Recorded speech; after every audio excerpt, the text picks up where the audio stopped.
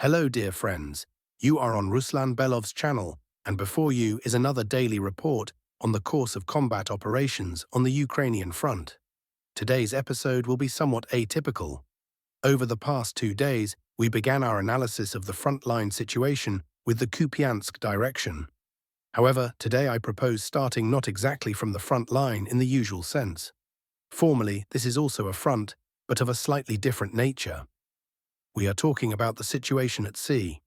Ukraine has begun systematically attacking Russian oil tankers. Recently, tankers were struck twice in the Black Sea, and the day before yesterday a similar attack took place in the Mediterranean Sea. In response to these actions, the Russian military command shifted to a set of comprehensive measures. In addition to strikes on Odessa's port infrastructure and vessels linked to Ukraine, actions were launched to cut the city off from electricity and disrupt its logistical chains. Not everyone may have paid attention to the situation in one of the cities of the Odessa region, Artsiz. Its population is relatively small, about 20,000 people. As a result of drone strikes, all transformer substations were completely destroyed, plunging the city into a total blackout. There is no electricity at all, and this happened back on December 12th, yet to this day, more than a week later, power has still not been restored. At the same time, Odessa itself continues to experience regular power outages. However, this is only one part of the picture. The second, and in my view even more significant aspect, is linked to strikes on bridge infrastructure. Russian forces have begun deliberately targeting key bridges. We are talking about 2 sites. One in the area of Zatoka, and the second on the Odessa-Reni highway near the settlement of Myaki. The purpose of these actions is obvious: to cut off the western bank of the Odessa region along the Dnester River from the main part of the region. In effect, this means isolating the southern part of Odessa. The bridge near Myaki was subjected to a massive strike the day before yesterday. A total of 15 drones were used, 10 strikes at night and 5 during the day, followed by a ballistic missile strike. The attack proved effective.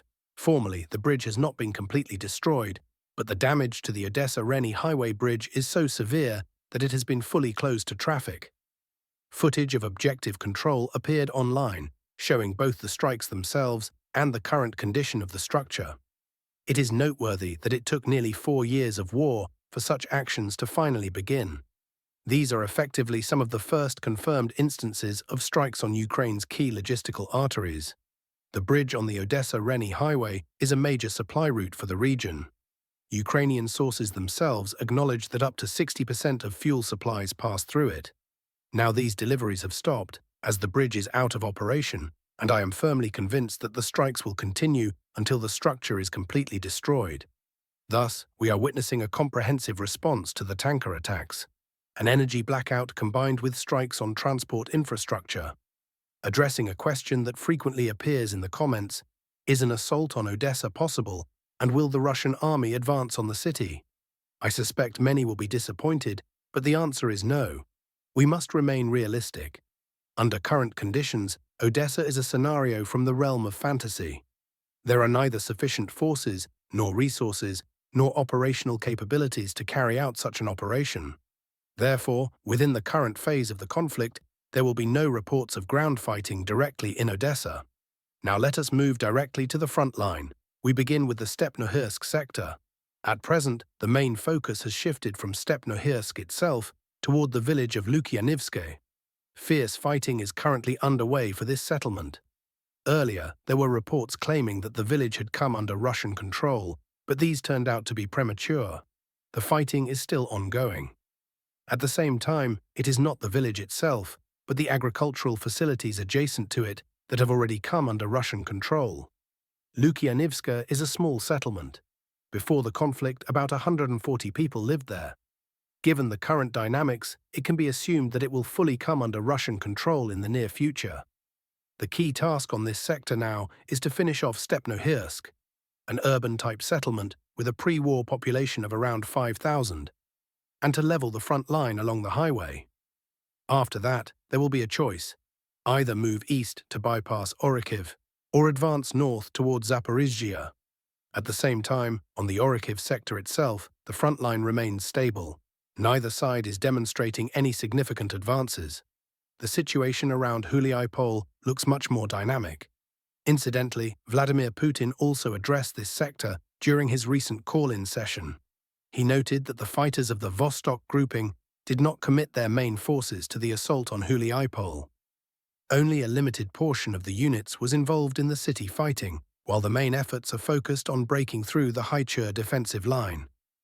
As of now, this line has been breached in at least 3 locations. In December, we have not seen the same large-scale and rapid advances by the Vostok grouping that were characteristic of the previous month.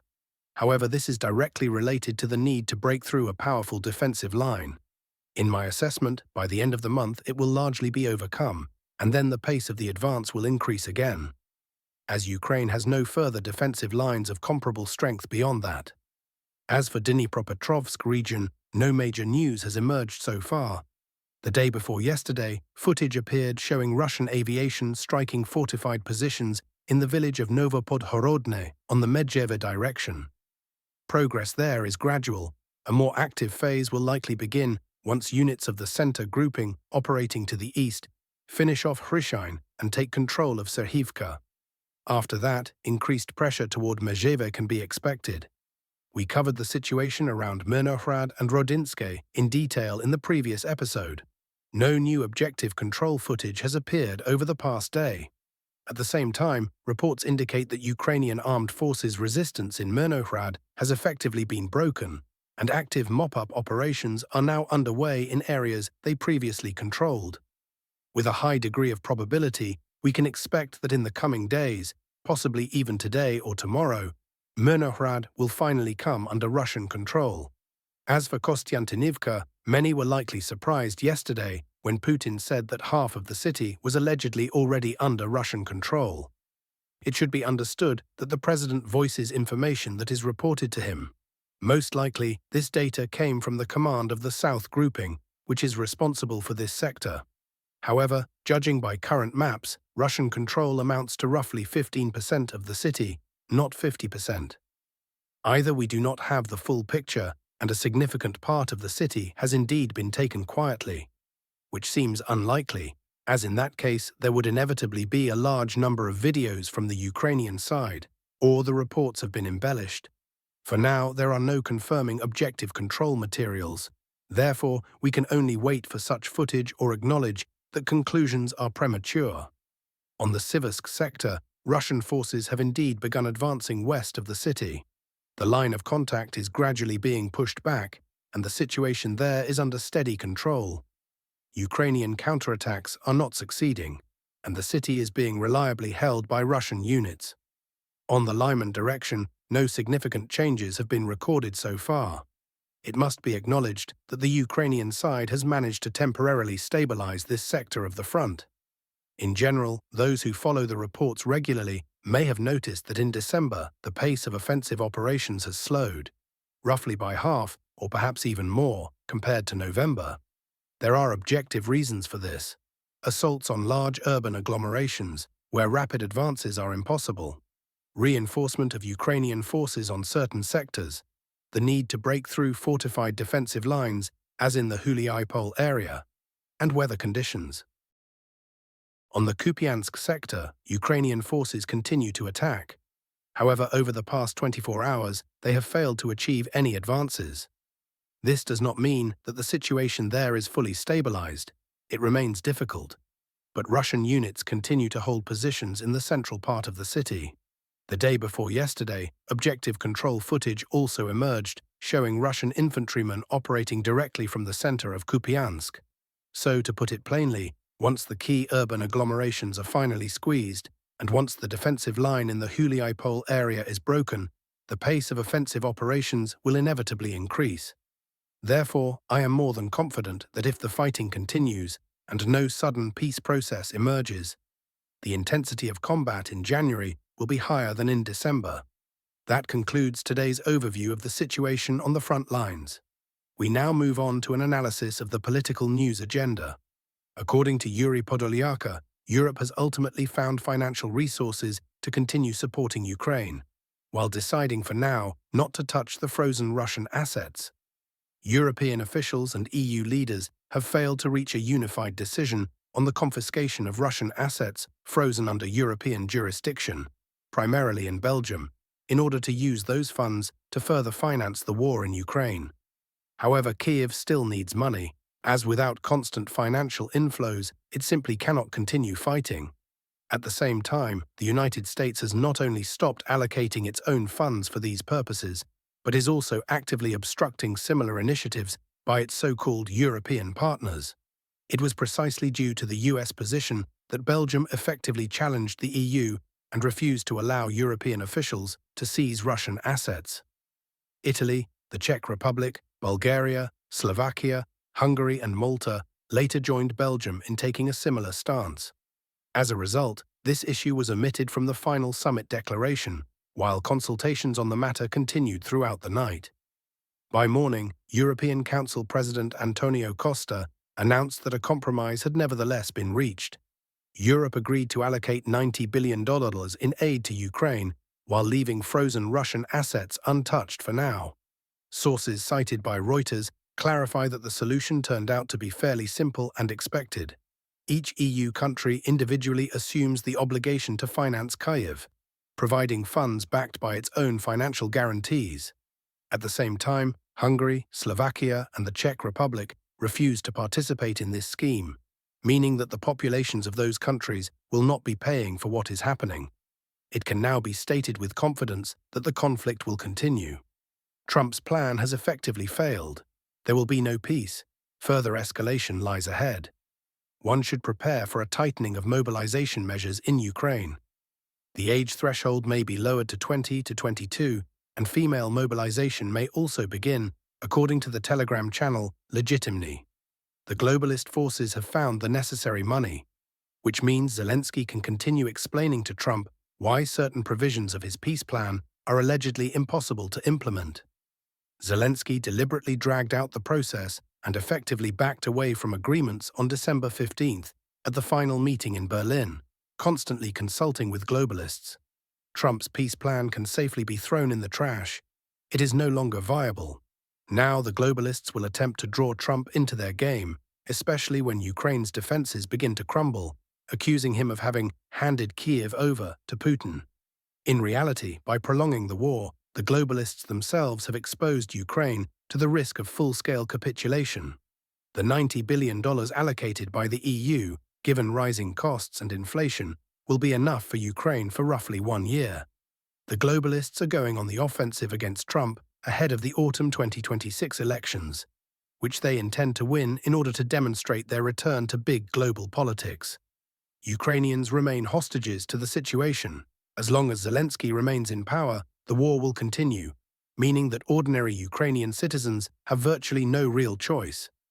Russia, for its part, sees no readiness on Ukraine's side to bring the conflict to an end, as Vladimir Putin stated while summing up the year.